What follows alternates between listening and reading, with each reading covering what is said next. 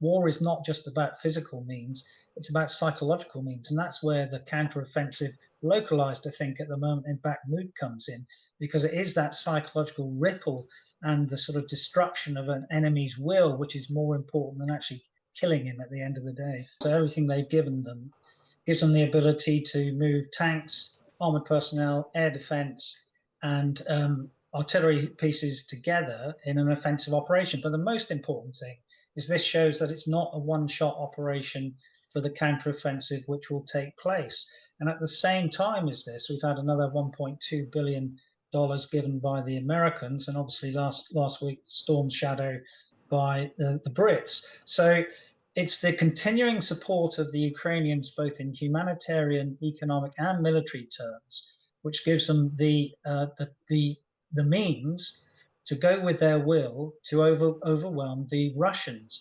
And it's that which is important for the future. So continuing that for the future, as long as it takes, as Scholz has said, which mirrors really Biden's line, that might change in the future, of course, if you have a change of government in USA, and that's the key reason that really they need to try and wrap this up this year, because again, the other determinants of this are internal politics, alliance politics, and continued perceptions of Russia. You mentioned Britain sending Storm Shadow missiles this week, becoming the first country, in fact, to send these longer range arms to Kyiv.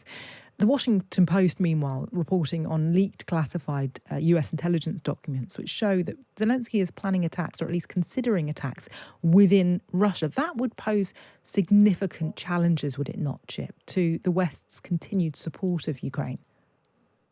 Well, I'm not sure it would. I mean, there have already been attacks in Russia by partisans. It's the meaning of if you're using long range missiles, which have been given by Western countries as being problematic. Now, of course, from a military perspective, it makes sense to take out the fuel depots and things like that in Russian territory. And indeed, some of the deep battle, because that's part of the framework that we're really talking about here, has happened in the last week with the attacks, for example, in Taman in Russian territory, the other side of the Kursk Strait, but they're probably with Ukrainian munitions. So I think the deal is that Ukraine can do attacks in Russia, but they shouldn't do them with Western supplied munitions.